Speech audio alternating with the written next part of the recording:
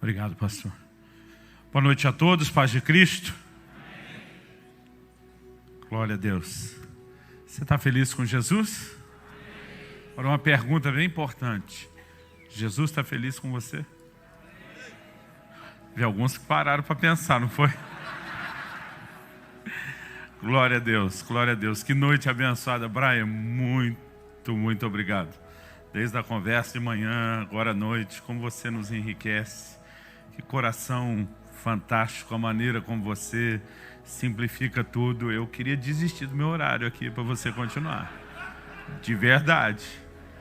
Glória a Deus, glória a Deus. Bom, sorte de vocês que amanhã cedo tem mais. Eu logo cedo pego o primeiro voo, que tem que ministrar na minha igreja. Mas eu vou acompanhar isso tudo online depois. Abra sua Bíblia, por favor, no livro de Colossenses, carta de Paulo aos Colossenses, capítulo 2, versículos 2 e 3. Antes de ler o texto bíblico, queria só falar de alguns materiais que a gente trouxe ali para te ajudar na escolha. Eu trouxe o livro de um dos pastores da minha equipe, o Farley Labati, e ele escreveu esse material que nós publicamos pelo Ministério, Valentes pela Verdade, vivendo, anunciando e defendendo a verdade bíblica, né? É um material que realmente fala dessa paixão de não apenas entender, mas defender as verdades bíblicas, uma ferramenta que pode ser muito boa para você. Um assunto que eu falei na última vez que estive aqui na escola dominical, muita gente está me perguntando, pastor, tem livro? Tem. É esse aqui, Uma Questão de Honra, o Valor do Dinheiro na Adoração. Ele tinha uma capa diferente, né? Se você pegou, é o mesmo conteúdo. Se você tem uma capa diferente dessa, não precisa pegar outro livro, não. E tem ali um livro muito interessante sobre maturidade. Esse não é meu, é de um pastor amigo, me abençoou demais. Fora do alcance das crianças. A plenitude de Deus está esperando você crescer. Recomendo. E tem meu livro mais recente ali, Até que Nada Mais Importe. Como viver longe de um mundo de performances religiosas e mais próximo do que Deus espera de você. Se você achar que tem liberdade para isso, vira para o vizinho ao lado, fala para ele, deixa Deus te usar, vaso. Me dá um livro desse de presente. Vai que cola. Glória a Deus. Vamos lá, Colossenses capítulo 2, versículos 2 e 3.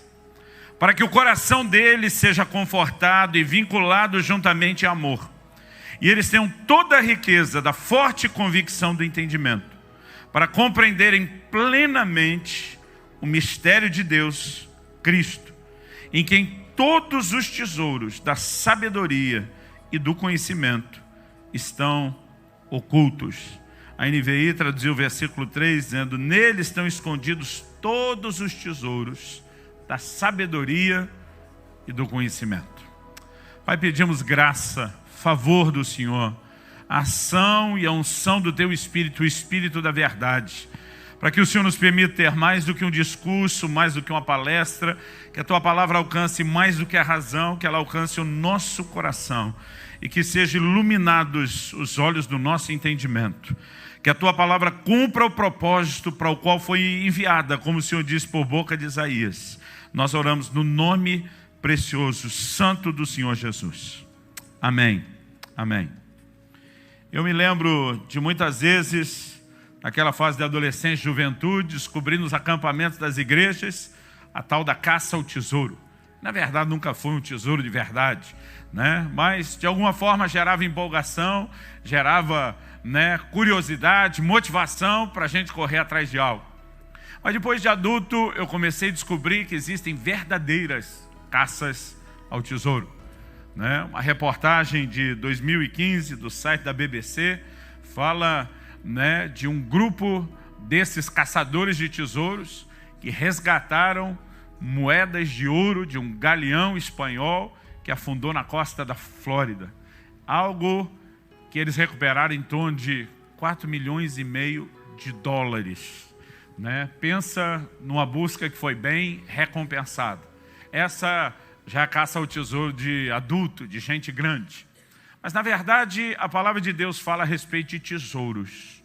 que eu e você não só podemos, mas devemos correr atrás, desejar, encontrar. Acredito que o trabalho que envolve essa busca talvez não precise nem ser tão extenso como a de quem achou o galeão espanhol. A gente só precisa entender o caminho. O apóstolo Paulo está falando aqui que em Cristo estão escondidos todos os tesouros da sabedoria e da ciência, da sabedoria e do conhecimento. Eu gostaria, nessa conversa nossa, sobre a importância de sermos um povo alicerçado na palavra e de sermos ensinadores alicerçados na palavra, eu gostaria de começar falando a respeito da pessoa de Cristo. E depois nós vamos relacionar isso com o nosso envolvimento com a palavra de Deus. O apóstolo Paulo, ele usa aqui a expressão conhecer a plenitude de Cristo. Embora ele destaque em Filipenses 3:8 a sublimidade do conhecimento de Cristo, o quanto isso é elevado, o quanto isso é excelente, o quanto isso está acima de todas as coisas, ele, embora tenha sido marcado pela experiência do conhecimento de Cristo, ele está dizendo que eu e você podemos rumar, caminhar rumo ao conhecimento pleno. Isso significa que por mais profundo que tenha sido a experiência de Paulo, ele não tinha conhecido e descoberto tudo a respeito de Cristo. Aliás, Paulo pensava o mesmo a respeito dos cristãos que ele orientava com as suas epístolas, porque algumas vezes ele fala sobre chegar a esse conhecimento pleno, sobre conhecer plenamente. E ao usar essa linguagem, Paulo está obviamente deixando claro que nós ainda não temos tudo. Já dizia o profeta Oséias, conheçamos e prossigamos em conhecer ao Senhor. Há muito mais a ser descoberto do que aquilo que já temos. E me parece que Paulo entendeu isso depressa. Até porque quando ele está dando o seu testemunho diante do rei Agripa, em Atos 26:16, ele diz que o Senhor Jesus fala com ele. Mais do que dizer o que ele disse, eu queria que você desse uma olhadinha nesse texto comigo. Abre lá comigo. Atos capítulo 26. O que eu quero é o versículo 16, mas vamos começar lendo o 15. 15 e o 16. Então perguntei eu, quem és tu, Senhor? Ao que o Senhor respondeu, sou Jesus, a quem tu persegues. Mas levanta-te e firma-te sobre os teus pés, porque por isso te apareci, para te constituir ministro e testemunha, tanto das coisas em que me viste, como daquelas pelas quais te aparecerei ainda. O Senhor disse, você vai ser testemunha daquilo que você já me viu. Mas Paulo, você vai testemunhar outras aparições minhas. Você está tendo uma descoberta fantástica, uma revelação poderosa e marcante da minha pessoa, mas deixa eu já te preparar. Tem mais.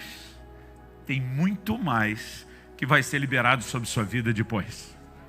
E sabe, eu acredito que nós precisamos entrar nesse lugar onde a gente compreenda que existe mais, há uma jornada de descoberta.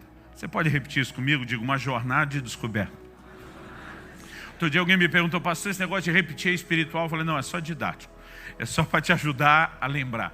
Há uma jornada de descoberta no relacionamento com Cristo, que envolve conhecê-lo de uma forma mais profunda. Nós precisamos entender, o homem foi criado para buscar a Deus. Paulo fala disso na sua pregação, no seu discurso em Atenas, em Atos 17. E diz que Deus não está longe de cada um de nós. Ele não quer dificultar as coisas, ele quer ser achado. Como ele disse em Jeremias 29:14, eu serei achado de vós. Mas há uma lei de reciprocidade revelada lá em Tiago 4:8. Chegai-vos a Deus e ele se chegará a vós. Eu acredito que na medida, na proporção em que eu e você vamos nos inclinando, vamos nos aproximando, vamos buscando ao Senhor, nós vamos descobrir que Ele também vem ao nosso encontro e a revelação dele se torna maior. A revelação dele se torna progressiva. Ninguém poderia, em momento algum da caminhada cristã, acreditar que já tem tudo. O apóstolo Paulo, ele diz, como eu mencionei em Filipenses 3:8, da sublimidade do conhecimento de Cristo Jesus que mudou a sua vida. Mas no versículo 10 ele está dizendo para conhecê-lo. Mas peraí, Paulo, você conheceu ou não conhecia? Conheci um tanto. Tem muito mais para conhecer. Há uma jornada de descoberta que nós precisamos trilhar. Há uma revelação maior que pode ser experimentada. Agora, por que Deus teria tesouros ocultos, escondidos? Eu lhe garanto que não é para que eles permaneçam ocultos ou escondidos. Jeremias 33 diz: invoca-me que te responderei. Mas ele não para aí. A oração tem um mecanismo poderoso de revelação que às vezes a gente ignora. Ele diz: anunciar-te-ei coisas grandes e ocultas que tu não sabes. Há uma jornada de descoberta onde Deus quer revelar, onde Deus quer mostrar o seu coração, a sua pessoa, os seus caminhos na palavra. E quando a gente fala sobre aprender de Jesus, eu acredito que existe muito mais do que saber sobre Ele. Existe muito mais do que ter informação a respeito dEle. Conhecer a Ele é diferente de só conhecer sobre Ele. Eu gosto muito de uma frase do Becker, que ele diz: um pouco de conhecimento de Deus vale muito mais do que uma grande quantidade de conhecimento sobre Ele. E nós precisamos entrar nesse lugar de revelação. Paulo diz, né, não foi assim que aprendestes a Cristo. Eu acho interessante que lá em Efésios ele não diz aprender sobre Cristo, ele diz aprendestes a Cristo. Nós ensinamos a pessoa de Cristo. O próprio Jesus diz: aprendei de mim, não só comigo, né, mas da minha pessoa, dessa aproximação. Se nós compreendemos que é uma jornada de descoberta, entendemos que essa jornada envolve descobrir o que a própria palavra de Deus classifica como tesouros, eu acredito que o meu e o seu coração vai ter um pouquinho mais de empolgação para trilhar esse caminho. A segunda coisa que eu quero falar dentro dessa visão de Colossenses 2. Primeiro, há essa jornada de descoberta, tesouros a ser descobertos. Essa segunda coisa diz respeito, agora eu quero explorar um pouco a questão da tipologia, que é uma coisa que eu particularmente amo muito na Bíblia, na palavra de Deus. A Bíblia diz lá em Hebreus, no capítulo 10, no versículo 1, que a lei não tem a imagem exata das coisas, e sim a sombra dos bens vindouros. Deus conseguiu comunicar muita coisa, muita verdade poderosa através da tipologia. Jesus mesmo, em João 3,14, né, ele diz o seguinte: assim como Moisés levantou a serpente no deserto, importa que o Filho do Homem seja levantado. Ele está destacando algo dentro da tipologia bíblica. Então Moisés fez o quê? Números 21 nos mostra que o povo, por conta do pecado da murmuração, descobriu que serpentes abrasadoras invadiram o arraial. Eles estavam sofrendo com isso, gente morrendo com isso, clamaram socorro a Deus através de Moisés. Moisés vai falar ao Senhor e o Senhor diz para ele: levanta uma serpente de metal, numa haste, uma serpente de bronze. É interessante, o tempo não permite isso, mas a tipologia é rica demais. Eles, na verdade, perceberam que Deus deu uma ordem: levantar um objeto, uma figura daquilo que era a maldição que assolava o povo. Deus manda Moisés levantar aquela serpente, porque era a figura da maldição que assolava o povo. Manda que ela seja feita de bronze, e bronze na Bíblia fala de juízo. Deus está dizendo que ele ia tratar daquela situação. E logo depois, a ordem dada é o seguinte: todo aquele que for picado pela serpente e olhar para aquela levantada de bronze, vai ser curado. Mas se não, vai morrer dela. Aí Jesus diz em João 3,14, assim como Moisés levantou a serpente, importa que o Filho do Homem seja levantado. Qual era a maldição que nos assolava a humanidade? Não eram as serpentes abrasadoras que assolou o arraial de Israel, era o pecado. Mas Jesus se levanta como uma figura da maldição que nos assolava. A Bíblia diz que ele foi feito pecado por nós. E a Bíblia diz que existe um antídoto para esse veneno que está matando a humanidade. É olhar para Ele, é reconhecer a sua obra, é crer naquilo que Ele fez. Então, nós temos muita riqueza sendo pregada naquele tipo do Velho Testamento e no antítipo, ou o cumprimento dessa figura no Novo. E eu queria mexer um pouco, já que Paulo está falando de que em Cristo estão escondidos todos os tesouros da sabedoria e da ciência, na tipologia da arca, porque eu acredito que nós temos muita lição importante aqui. Em Apocalipse, no capítulo 2, no versículo 17, Jesus diz o seguinte: ao vencedor dar-lhe-ei que coma do maná escondido. Pensa no negócio que me fez quebrar a cabeça, orar por anos. Eu disse, o que é esse maná escondido? Né? De certo, Deus escondeu um pouco do maná lá no céu. Mas toda a linguagem, você pega mesmo Apocalipse 2 e 3, né? Deus faz citações ali no capítulo 2 de vários episódios do Velho Testamento. Ele fala de uma mulher que ele chama de Jezabel. Ele fala do conselho de Balaão. Em vários momentos, o que ele está fazendo é citar porções das Escrituras e projetar a aplicação delas para nós. E de repente eu falei, peraí, vamos então voltar para o próprio texto bíblico. Onde é que tinha um maná escondido? Na arca. Na verdade, o Senhor orientou que parte daquele maná fosse guardado num pote, colocado dentro da arca como memorial. O que o livro de Hebreus sustenta que de fato aconteceu. Em Hebreus capítulo 9, versículo 4, se for rápido de endereço, me acompanhe. Hebreus capítulo 9, verso 4. O texto diz, ao qual pertencia um altar de ouro para o incenso e a arca da aliança totalmente coberta de ouro, na qual estava uma urna de ouro contendo o maná, o bordão de Arão que floresceu e as tábuas da aliança. Então, o que a gente pode enxergar nessa figura que tem a ver com aquilo que nós estamos falando? Então, em primeiro lugar, a aplicação feita por Jesus em Apocalipse 2,17 mostra que o maná figura algo espiritual. O mesmo Jesus, em Mateus 4, quando diz, nem só de pão viverá o homem, mas de toda a palavra que sai da boca de Deus, ele está fazendo, na verdade, uma citação, uma aplicação de Deuteronômio, capítulo 8, versículo 3.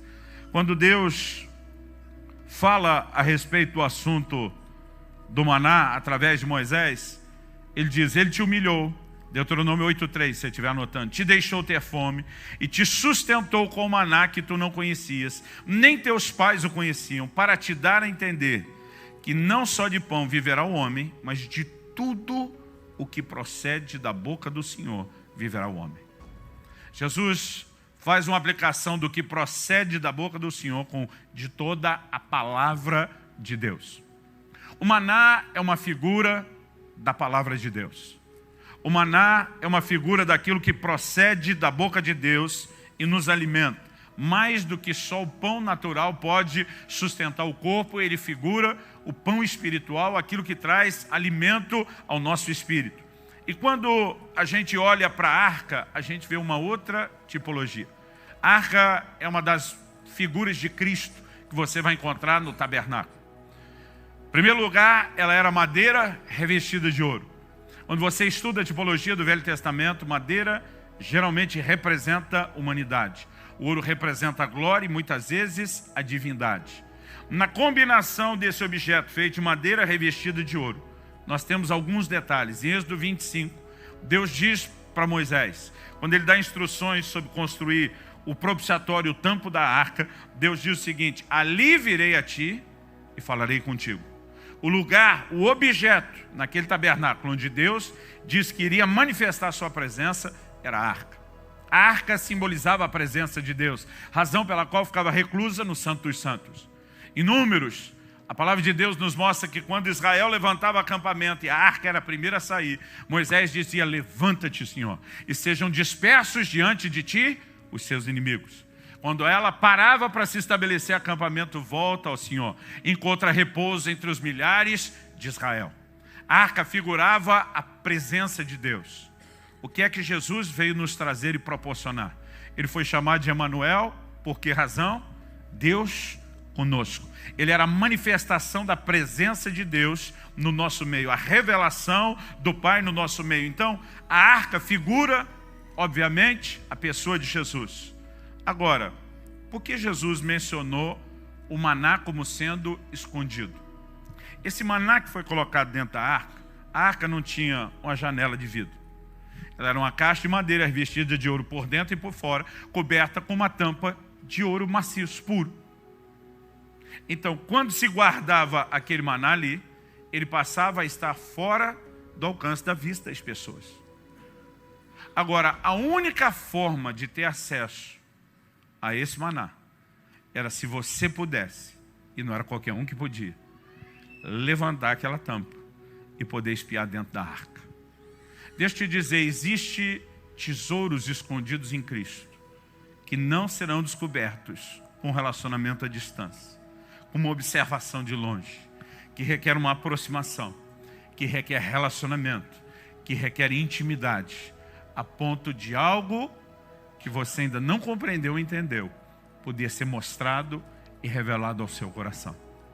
E quando eu olho para isso, o que me empolga é entender que, se por um lado a Bíblia diz lá em Êxodo 16, 33, 34, né, o que Hebreus 9:4 cita, e nós já lemos, que havia uma orientação de Deus para que o maná fosse guardado na arca, eu acredito que há uma projeção disso. Eu e você temos tesouros que podemos desfrutar somente se desenvolvemos um relacionamento mais profundo com a pessoa de Cristo. Agora, eu quero lembrar você que ser apaixonado pelo livro sagrado não é apenas amar uma lei espiritual. Não é apenas demonstrar devoção e respeito a estatutos e princípios que Deus estabeleceu. Outro dia alguém falou: pastor, eu vejo você uma paixão pela palavra. Ele diz: me dá um motivo para eu ficar apaixonado pela Bíblia. Eu falei: imagine que por trás dela você encontra uma pessoa, e não é uma pessoa qualquer. É a pessoa mais desejável que eu e você podemos jamais conhecer. Quando eu era ainda adolescente, eu comecei a perceber que, se por um lado o maná é uma figura da palavra, como falamos, por outro ele também, num certo sentido, podemos dizer que ele figura Cristo. Dá uma olhadinha comigo no que Jesus fala em João, no capítulo 6, do versículo 47 até o 51.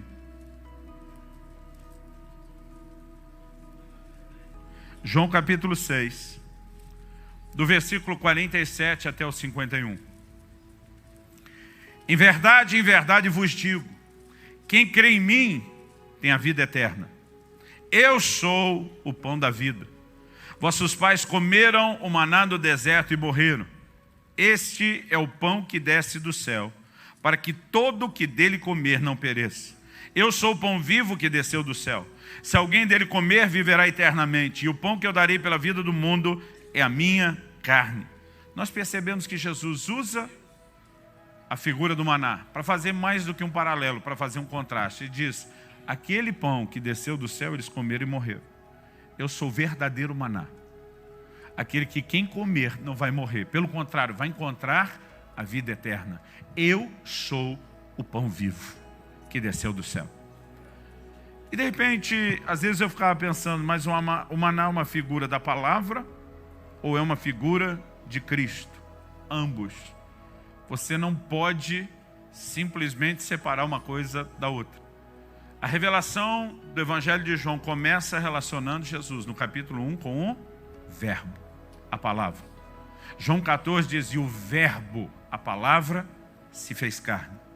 Cristo é a palavra, e a palavra é Cristo. Por exemplo, a gente pode olhar o que Paulo escreve aos Colossenses, lá no capítulo 1, versículo 15. Colossenses, capítulo 1, verso 15. Ele, falando de Jesus, diz: este é a imagem do Deus invisível, o primogênito de toda a criação, pois nele foram criadas todas as coisas, nos céus, sobre a terra, as visíveis e invisíveis, sejam tronos, sejam soberanias, quer principados, quer potestades. Tudo foi criado por meio dele e para ele. Isso é quase uma réplica do que João diz no capítulo 1. No princípio era o verbo era Deus. Nada do que foi feito se fez, tudo foi feito por meio dele. E aqui novamente está sustentando isso. Agora, eu queria que você avançasse rapidinho comigo, lá para o livro de Hebreus, no capítulo 2. Perdão, capítulo 1 de Hebreus, verso 2. Esses últimos dias nos falou pelo Filho, a quem constituiu o herdeiro de todas as coisas e pelo qual também fez o universo. Ele, que é o resplendor da glória e a expressão exata do seu ser, sustentando todas as coisas pela palavra do seu poder. Depois de ter feito a purificação dos pecados, assentou-se à direita da majestade nas alturas. A Bíblia diz, foi por meio de Cristo que ele também fez o universo. Hebreus 11 nos mostra que pela fé entendemos que o universo foi criado pela palavra de Deus. Agora o versículo seguinte, o 3, diz que todas as coisas são sustentadas pela mesma palavra que criou tudo. E o tempo todo nós vemos um jogo entre a pessoa de Cristo como sendo aquele que criou todas as coisas e a palavra de Deus como sendo quem criou. Apocalipse 19 nos fala que ele traz um nome escrito nas suas vestes, o Verbo de Deus. Se você começarmos a pensar que a palavra é o próprio Cristo e que na pessoa dele há uma revelação progressiva, coisas que numa primeira instância e rapidamente, ou num relacionamento superficial e à distância, nós não temos acesso, mas que numa aproximação e num relacionamento profundo, nós vamos em Cristo conhecer mais da palavra e pela palavra, nós vamos conhecer mais de Cristo. Eu acredito que isso é motivo suficiente para que a gente deixe de ser uma igreja superficial no relacionamento com a palavra e decida se aprofundar nela. Em Romanos 5,39, Jesus diz, examinais as Escrituras, e são elas que testemunham de mim. Toda convergência bíblica aponta não apenas para a pessoa e a obra de Cristo, mas de alguma forma o Senhor quer que a gente entenda que a revelação de Cristo, ela nos será dada através da sua palavra. Agora, qual deveria ser a minha e a sua atitude? Se por um lado nós deveríamos olhar para o Senhor com essa paixão, com esse anseio de conhecê-lo cada vez mais, acredito que o mesmo a gente deveria fazer em relação à palavra. Davi foi chamado nas Escrituras de um homem segundo o coração de Deus. Penso num negócio que já deu nó na minha cabeça, porque com certeza isso não tem a ver com perfeição. Porque a mesma Escritura mostra que perfeito Davi não foi não. O que Davi tinha que o leva a ser o único homem nas Escrituras chamado de um homem segundo o coração de Deus? Havia uma inclinação do seu coração para conhecer e para entender Deus. No Salmo 27,4 ele diz, uma coisa pedi ao Senhor, e a buscarei, que eu possa habitar todos os dias no seu santuário, contemplar a sua formosura. O coração de Davi era um coração que tinha um anseio de conhecer a Deus, mais do que qualquer coisa. O cara diz, uma coisa eu pedi, diz, se tiver que escolher uma só, eu já escolhi uma coisa só. Pensa um cara que tinha crédito com Deus. Natan, quando vai repreendê-lo a respeito do pecado, fala de tudo que Deus deu e diz ainda assim, se fosse pouco, ele teria dado mais. Pensa um cara que como rei podia ter o que quisesse, mas ele está dizendo uma coisa só. Eu quero habitar todos os dias no seu santuário. Por quê? Para ter proteção contra os inimigos? Não. Para ter a bênção de Deus para as suas conquistas? Não. Para contemplar sua formosura. Ele diz, eu quero ficar babando de admiração nessa pessoa extraordinária, fascinante, cativante, que é Deus. Aí diz, e meditar no seu santo templo. A maioria de nós pensa na palavra meditar, né, com alguém sentado, com a Bíblia na mão. Mas acredito que Davi não está falando só a respeito do conhecimento da palavra. Ele, como rei, tinha a responsabilidade de lê-la todos os dias.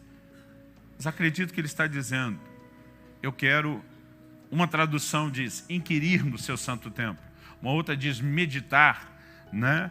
Eu acredito que ele está dizendo, eu quero estudar e compreender essa pessoa admirável que é Deus. Vamos pensar em algo que Davi tinha, que o levou não só a ser chamado de homem segundo o coração de Deus. Vamos pular essa fase do Velho Testamento. No Velho Testamento, Deus decidiu que através de Moisés ele teria uma casa. E a casa foi do jeito que Deus queria. Deus disse para Moisés, cuida de fazer conforme o modelo que te foi mostrado no monte. Então foi tudo ipsis literis, de acordo com o que Deus queria. Nada foi fora da sua vontade. Os homens não poderiam produzir aquela obra de arte. Deus diz, eu vou pegar os melhores artistas, enchê-los do meu espírito e vai ser do jeito que eu quero. Era uma boa casa. Lá na frente, nós temos o suntuoso templo de Salomão sendo construído. Depois disso, do período exílio de Babilônia, porque antes do exílio o templo foi destruído, nós temos a restauração do templo através de Esdras. Templo esse que nos dias de Jesus tinha sido ampliado e reformado por Herodes. Basicamente, alguém diria, nós temos essas 3 casas no Velho Testamento. Mas entre a primeira, que é o tabernáculo de Moisés, e a segunda, que é o templo de Salomão, quando a arca foi trazida de volta, Davi, na verdade, improvisou o que a gente poderia classificar de uma quarta. Ele, quando trouxe a arca, ele não devolve a arca em Siló, onde estava o tabernáculo. Ele leva para Sião, a cidade de Davi. Lá ele levanta uma tenda que era só um pedaço de pano, não tinha beleza nenhuma nela. Ele coloca a arca no meio, os levitas em volta, para 24 horas por dia, 7 dias por semana, permanecerem dizendo, o Senhor é bom, a sua bondade dura para sempre.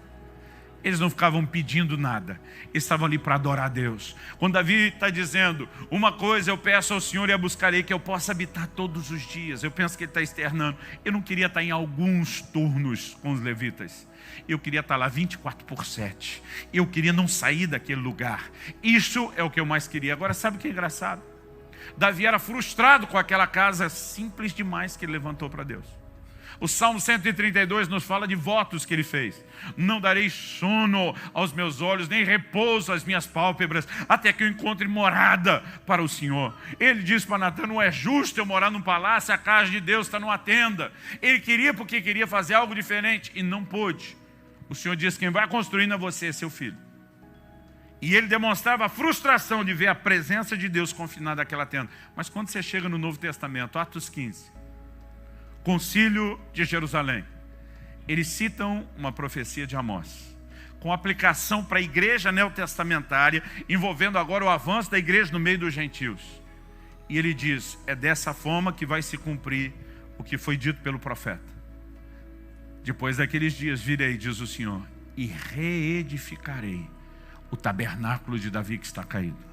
Sabe o que é interessante? Dessas 4 casas, se podemos classificar Davi no mesmo, o tabernáculo de Davi no mesmo peso de comparação das outras. O tabernáculo de Davi, irmão, era o mais fulamba, com o perdão da palavra. Era o que deixava o próprio Davi que o levantou frustrado. Mas quando Deus está olhando lá do Novo Testamento, quando as casas já não são mais necessárias. Em Atos 7:48, Estevão na pregação diz, Deus não habita em templos feitos por mãos de homens. Desde que Jesus bradou, está consumado, e o véu se rasgou, Deus deixou de habitar nesse tipo de casa e veio estar na gente. Mas quando Deus olha lá para a velha aliança, sem nenhum retrocesso, ele diz, a única coisa que eu tenho saudade, e eu quero de volta para trazer para cá, quando eu não preciso de uma casa física, é o tabernáculo de Davi.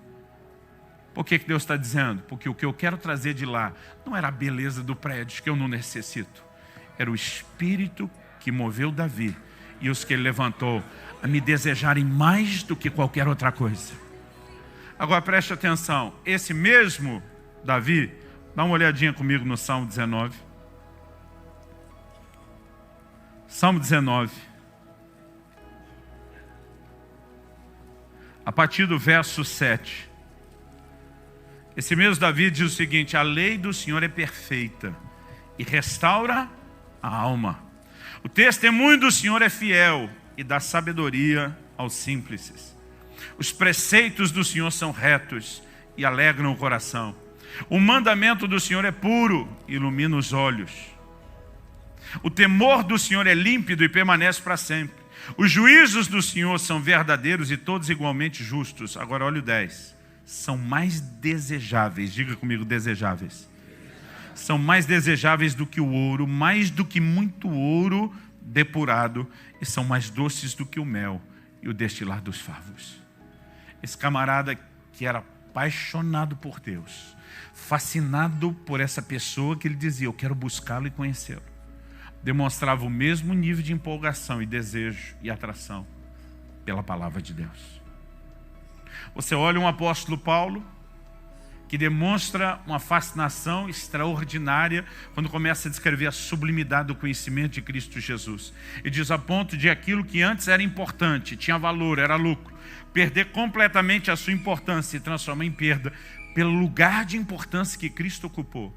Você olha para Paulo e a maneira como ele transbordava e destilava a palavra com toda a paixão por ela. Você percebe tanto um como o outro eram pessoas não apenas fascinadas. Davi, sem a revelação do Filho, por Deus, e a sua palavra. Paulo, com entendimento, é a revelação de quem é Cristo, por ele e a sua palavra. Nós não podemos simplesmente desconectar essas coisas. E nós precisamos aprender que esse caminho de envolvimento com a palavra não é algo que só nos dá alicerce doutrinário. Não é apenas algo que nos dá alicerce de fé para conquistas. É algo que nos permite viver intimidade, descoberta de quem Ele é nos níveis profundos. Um dia alguém me perguntou: pastor, o senhor começou a estudar a Bíblia por causa do seu chamado para ser pregador? Eu falei: não. Eu não comecei a estudar a Bíblia porque eu queria pregar. Eu comecei a estudar a Bíblia porque eu queria conhecê-lo. E à medida que eu descobria mais sobre ele, eu me via na obrigação de compartilhar. Aliás, deixa eu te dizer algo. De vez em quando alguém pergunta: pastor, como o senhor recebe suas mensagens? É quando você está lendo a Bíblia? Eu digo: não. Eu tenho tentado ler um pouco. Mas a maior parte das vezes, 90 e tantos % das mensagens que eu prego não me são dadas quando eu estou lendo a Bíblia. Muita coisa me chama a atenção, eu medito, eu reflito. Mas a maior parte delas me são dadas quando eu estou orando. Invoca-me, que te responderei. Anunciar-te-ei coisas grandes e ocultas que tu não sabes. Naquele ambiente de oração, de alguma forma, aquele depósito da palavra começa a saltar, começa a ter aplicação. E sabe, outro dia alguém falou: pastor, eu acho que o senhor é viciado em pregação, que você não para.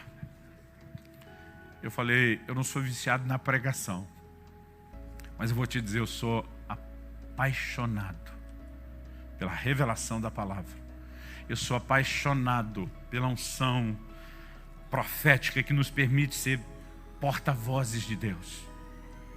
Na minha opinião, e eu vou falar algo agora pessoal e não com peso doutrinário.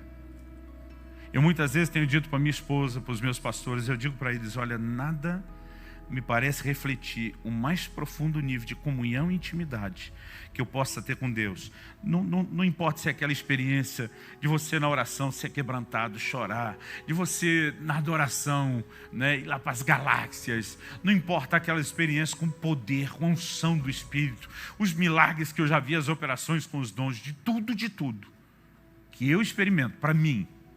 Agora entendo, estou falando como opinião. Nada me parece refletir tanto intimidade como quando a palavra é revelada e além da inspiração nos é dada a graça para comunicá-la. E um dia eu estava falando isso com um amigo meu, um pastor argentino. Ele falou: eu tenho uma sugestão do que pode ser a explicação para isso.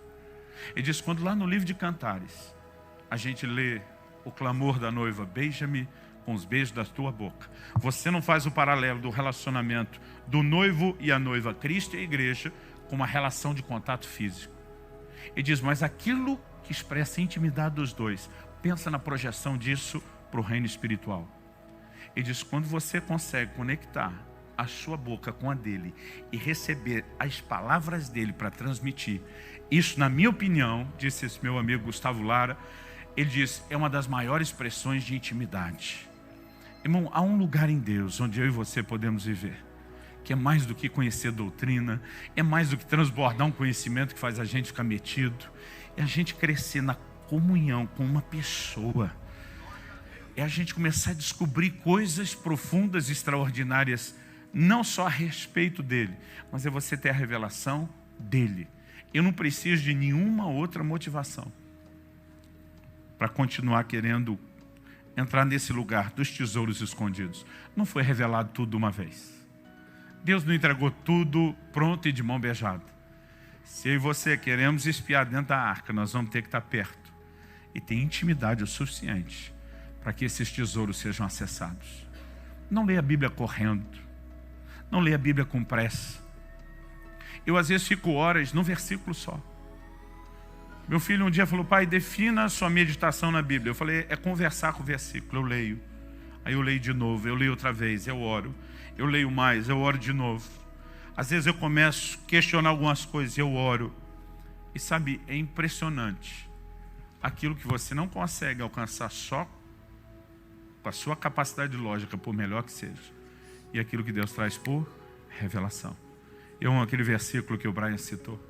O Senhor ocultou essas coisas aos sábios e entendidos e revelou aos pequeninos. A chave de entendimento da palavra é revelação. O primeiro livro que eu escrevi e publiquei em 97 foi que foi entregue essa manhã no Café Literário, Conhecimento Revelado. Eu e você precisamos ir além da razão, entrar nesse lugar de revelação, que é uma descoberta não só do livro que norteia a nossa vida, mas da pessoa por trás do livro. Você recebe essa palavra em nome de Jesus. Eu queria terminar fazendo algumas citações. Eu coloquei num capítulo desse meu livro, Até que Nada Mais Importe, que é esse assunto, Descobrindo os Tesouros de Cristo. A gente muitas vezes olha na história, homens e mulheres de Deus que fizeram diferença, que escreveram história, que marcaram a vida das pessoas. O tempo não me permite ser justo com todo mundo, mas eu quero citar alguns ícones de meios distintos, inclusive. E afirmações que eles faziam sobre o relacionamento com a palavra.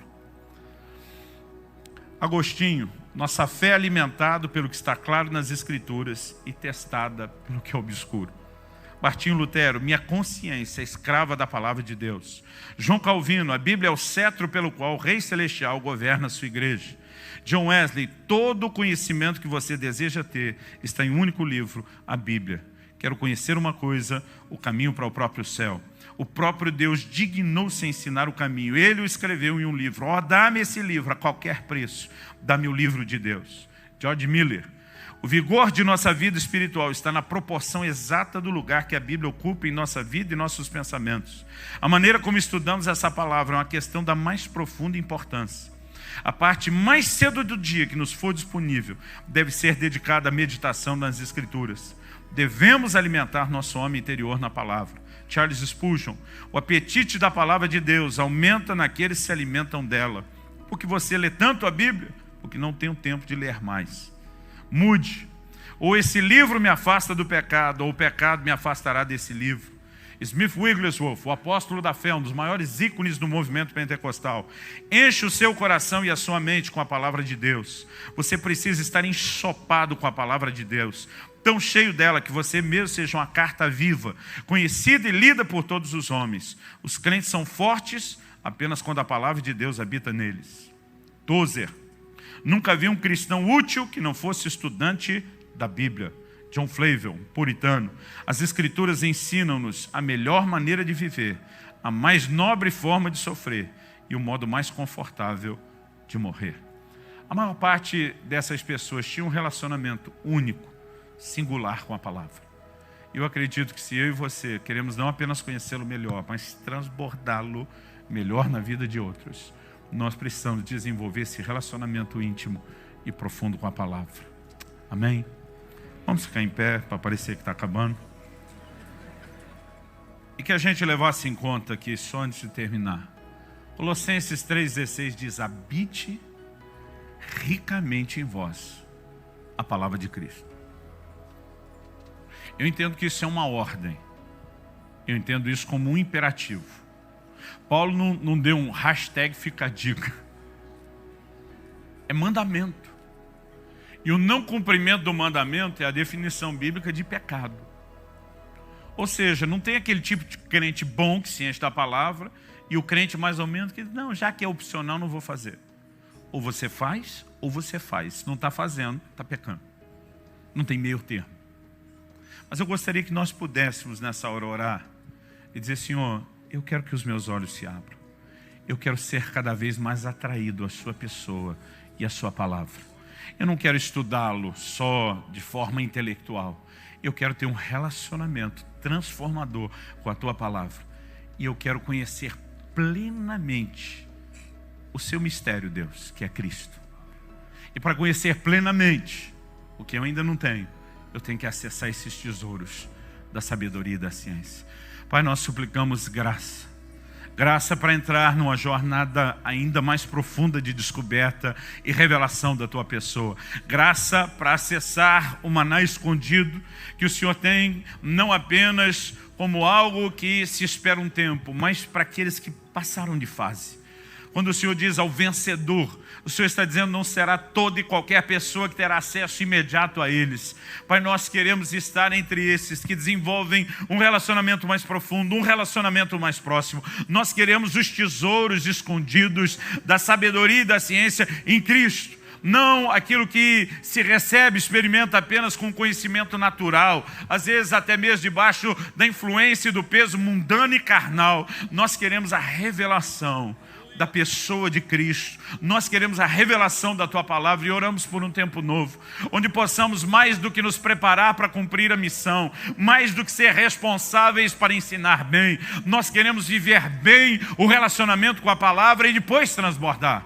Como Esdras que dispôs o seu coração para buscar a lei de Deus, para praticá-la, e para então finalmente, inevitavelmente, como efeito colateral, ensiná-la.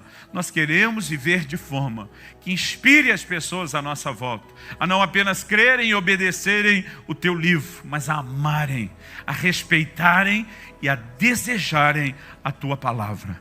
Nós oramos no nome do Senhor Jesus, no nome de Jesus. Amém. Amém. Glória a Deus. Foi um prazer servi-los na mesa do Senhor, do pão sagrado da palavra. Acho que alguém tem que tomar esse microfone de mim e terminar.